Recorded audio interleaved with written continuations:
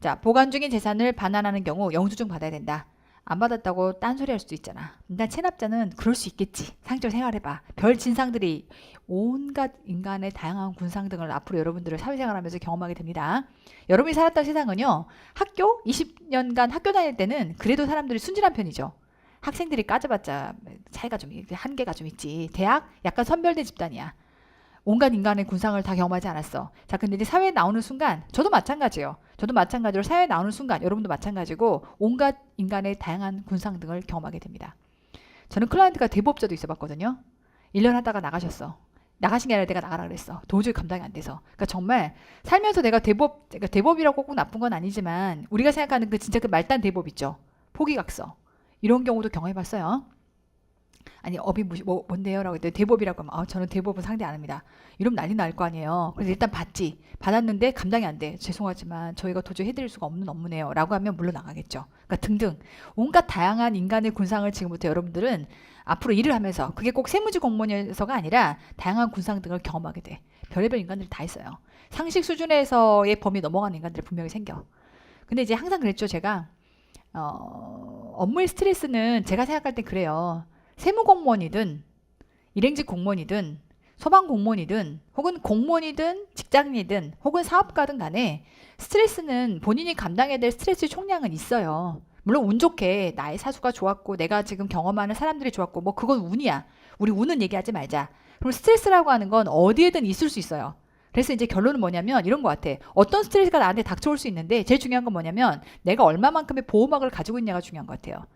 근데 그 스트레스로부터 보호하는 보호막은 누가 주는 게 아니에요. 어디서 나와? 내 스스로가 내 자신에게 무장시켜주는 멘탈에서 나오는 것 같아요. 살아보니까 그래. 저도 앞으로 살면서 내가 이렇게 말을 했지만 돌아가는 다음 단계에 나에게 어떤 스트레스가 기다리고 있을지 알 수 없어요. 근데 이제 이 나이가 돼 보니까 40대 중반이 돼 보니까 이제 이 얘기를 할 수 있는 거야.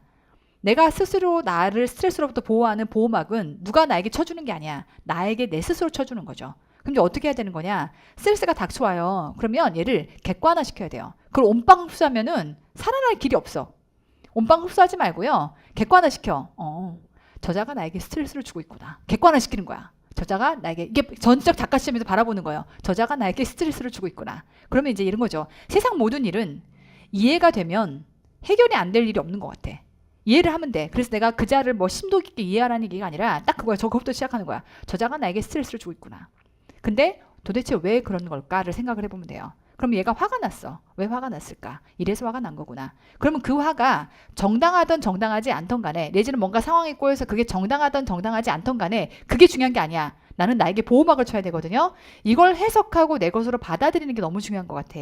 그러면 일단 이걸 해석하기 위해서 왜 그럴까? 이래서 그런 거구나. 이해 바탕이 되면 자 그럼 나는 얘를 어떻게 해석할 거냐. 이렇게 해석하는 거죠. 화가 나서 그런 거구나. 화가 난 데다가는 불을 지피면 안 돼요. 아까 얘기했던 것처럼 일단 그게 뭐 예를 들면 내가 비굴하게 느껴지지 않는 범위 내에서는 일단 그 상대방의 마음을 그냥 한 번은 다독보다는 뭐랄까 이렇게 받아주는 거죠. 기분이 많이 나쁘신 거군요. 그런데 이거는 이렇게 무슨 말인지 아시겠죠? 그러니까 갖다 들이받고 나도 도대체 왜 이러느냐라고 하지 말고 모든 갈등은 이해의 부족에서 생긴다고 저는 기본적으로 생각해요. 이해의 부족에서. 그래서 일단은 전지적 작가 시점에서 객관화 시켜서 지금 나에게 오는 스트레스를 일단은 객관적으로 바라보고 저 사람이 왜 저러지? 그다음 나는 얘를 어떻게 해야 되지? 이걸 내가 어떻게 소화해야 되지? 라는 생각의 고리들을 풀어가야 됩니다. 그러니까 저도 생각이 없이 짐승처럼 사는 시절이 있었겠죠. 약간 무지하던 시절에 막 뭐 세상에서 확 때려 맞으면 만대로 막 분노해. 근데 그렇게 해봤자 남는 게 하나도 없어. 나한테 남는 게 하나도 없고요. 남는 건 스트레스로 내 몸이 막 아파. 그리고 해결되는 일은 하나도 없어. 근데 이제 조금씩 쉽게 말하면 세월로 다져지고 굳은 살이 좀 박히면서 생기는 노하우가 항상 스트레스가 생기면 이제는 스스로가 딱 나의 모습을 객관화시키는 거예요. 나에게는 보호막이 필요해. 그럼 지금부터 이 상황을 전지적 작가 시점에서 이해를 해야 해. 왜 이 사람은 나한테 저러는 걸까? 생각을 계속 풀어가는 거예요. 생각이라는 게 필요해. 문제 풀 때만 생각하는 게 아니야. 이런 것들을 생각해가면서 상대방을 이해하고 이해하라는 게 받아준다는 얘기가 아니야. 내가 소화를 해야 되기 때문에 이 상황을 접근해서 객관적으로 이해해 보는 거예요. 그러면 좀 나아집니다. 그래서 이제 이 얘기를 해드리는 게 여러분이 앞으로 세무공무원으로 일을 하면 뭐 민원을 상대하는 게 너무 힘들어요. 이런 얘기들을 앞으로 많이 하시는데 그게요. 꼭 공무원이기 때문에만 힘든 게 아니야.